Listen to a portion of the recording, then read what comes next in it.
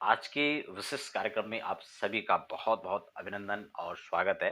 देखिए, हमने यहाँ पर बड़ा जो आपने हेडिंग देखा है कि इन मुहूर्तों के अंदर बिल्कुल ना करें प्रवेश। आखिर ये बात हमने किस लिए कहा है? रिक्ता वर्जित है। देखिए, हम कई बार जब आपको मुहूर्तों की जानकारी देते हैं, तब हम आपको ये डिटेल में भी कई बार बताते हैं कि किन-किन तिथियों के अंदर गृह प्रवेश बिल्कुल वर्जित होता है।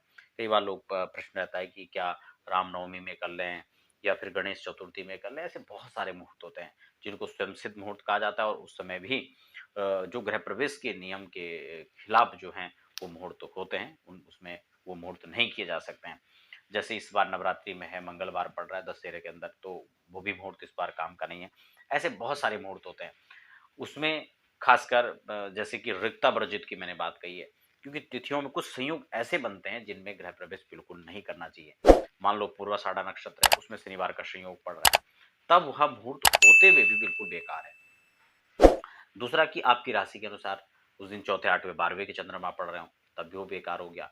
और मान लो कि हमने सब कुछ ठीक कर लिया, फिर हम एक उत्तम लगन के अंदर प्रवेश नहीं कर रहे हैं। सारा दिन सही था, सारा मुहूर्त अच्छा था, लेकिन जब हम प्रवेश करने जा रहे हैं, तब पता लगे मुहूर्त ही खराब है।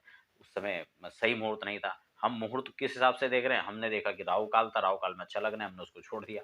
तो ये काफ़ी भ्रांतियों वाली चीज़ें हैं, जिसमें हम सही चीज़ों को छोड़ देते हैं और गलत समय में हम फिर अपना गृह प्रवेश कर लेते हैं।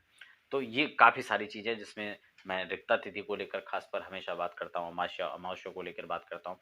पूर्णिमा का कोई भेद नहीं होता, पूर्णिमा में आप गृह प्रवेश कर सकते हैं। चतुर्थी है, नवमी है, आपका चतुर्दशी है, तो ये कुछ चीज़ें हैं, नवमी है, जिनमें हमें गृह प्रवेश नहीं करना चाहिए। और जैसे नक्षत्रों के संयोग से पूर्वाषाढ़ा है, भरणी है या उनके आपका जो है पूर्वा भाद्रपद है, ऐसे नक्षत्रों के अंदर भी हमें गृह प्रवेश करने से बचना चाहिए। कई बार इन दिक्कतों में हम गृह प्रवेश कर लेते हैं, ऐसे लगन में कर लेते हैं कि जब वहाँ फिर व्यक्ति टिक नहीं पाता है।